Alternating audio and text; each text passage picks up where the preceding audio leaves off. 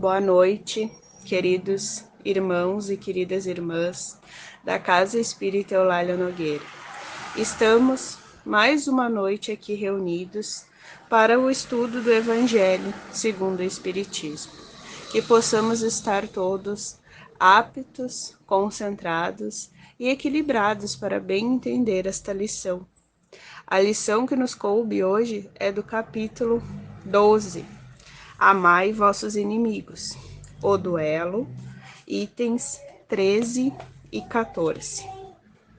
O duelo é, como outrora, o que se chamava o julgamento de Deus, uma destas instituições bárbaras que ainda regem a sociedade. Que direis, entretanto, se visseis mergulhar os dois antagonistas em água fervente ou submetidos ao contato do ferro em brasa, para pôr fim em sua querela e dar razão àqueles que a melhor suportassem a prova, julgareis insensatos estes costumes. O duelo é ainda pior que isso. Para o duelista emérito, o duelo é um assassinato cometido a sangue frio, com toda a premeditação desejada, pois ele está seguro do golpe que desferirá. Para o adversário, quase certo de sucumbir em razão de sua fraqueza e de sua inabilidade, é um suicídio cometido com a mais fria reflexão. Sei que muitas vezes procura-se evitar esta alternativa, igualmente criminosa, atribuindo-a ao acaso. Para isso não é, sobre uma outra forma, a volta ao julgamento de Deus da Idade Média, ainda que, naquela época, era-se infinitamente menos culpado. O próprio nome, julgamento de Deus, indica uma fé. Ingênua, é verdade, mas ainda assim uma certa fé na justiça de Deus, que ainda podia deixar sucumbir um inocente, ao passo que no duelo confia-se na força bruta, de tal sorte que é frequente o ofendido sucumbir. O amor próprio, estúpido, tola vaidade e louco orgulho, quando sereis substituídos pela caridade cristã, o amor ao próximo e a humildade de que o Cristo deu exemplo e preceito? Só então desaparecerão esses preconceitos monstruosos que ainda governam os homens e que as leis são impotentes para reprimir, porque não basta proibir o mal e prescrever o bem. É preciso o princípio do bem e o horror ao mal estejam no coração do homem. Espírito Protetor, Bordeaux, 1861. Que opinião terão de mim, dizei-vos frequentemente, se eu recusar a reparação que me é pedida, ou se eu não a pedir a quem me ofendeu?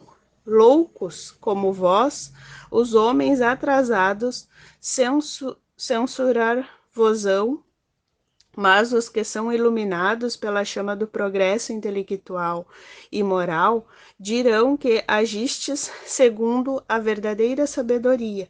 Refleti um pouco, devido a uma palavra, muitas vezes ditas à toa ou inofensivamente, porque um de vossos irmãos, vosso orgulho foi melindrado, e responderei de maneira picante. E eis uma provocação. Antes de chegar ao momento decisivo, perguntai a vós mesmos se agis como cristão. Que conta darás à sociedade se privardes de um de seus membros? Pensai no remorso de ter tirado uma mulher de seu marido, ou uma mãe de seu filho, ou dos filhos seu pai ou arrimo.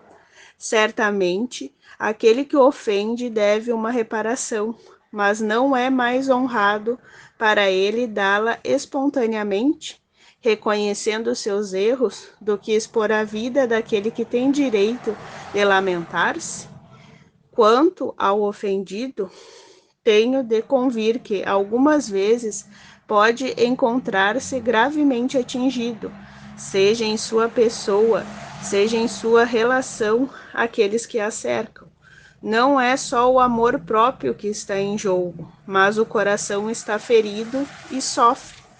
Porém, não apenas é estúpido jogar sua vida contra um miserável incapaz de uma infâmia, mas também, além disso, mesmo ele estando morto, a afronta, seja ela qual for, não continuará existindo? O sangue derramado não dá ainda mais fama a um fato que, se falso, deve cair por si só, e se verdadeiro, deve esconder-se sob o silêncio? Portanto, só o resta é a satisfação da vingança saciada. Ai, que triste satisfação, que muitas vezes deixa nesta vida pungentes lamentos. Porém, se é o ofendido que sucumbe, onde estará a reparação?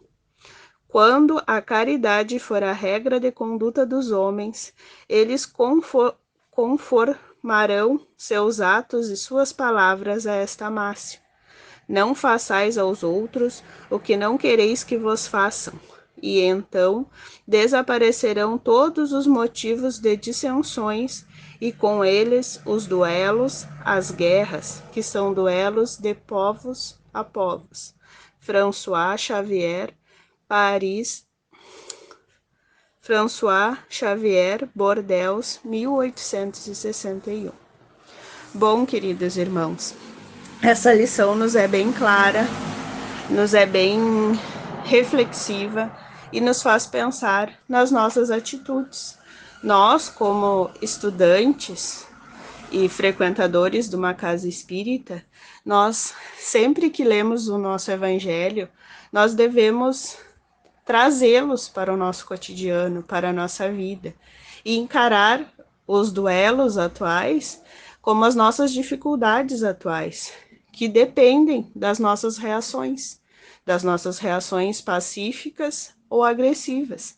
Então, que a gente possa ter a tranquilidade, o equilíbrio e o auxílio dos nossos amigos espirituais para tomarmos as melhores decisões, que elas não sejam de ódio, de vingança, de rancor, que elas possam nos trazer nos fazer aplicar o que estudamos no Evangelho, que sejamos pacíficos, equilibrados para tomar as decisões corretas. Nem sempre vamos conseguir, porque somos errantes, ainda estamos em processo de evolução, mas que a gente possa tomar as melhores decisões em frente aos problemas que nos aparecem todos os dias, que possamos ser aquele ponto de equilíbrio nos lugares que a gente está, que possamos muitas vezes silenciar para não causar uma discórdia maior ou uma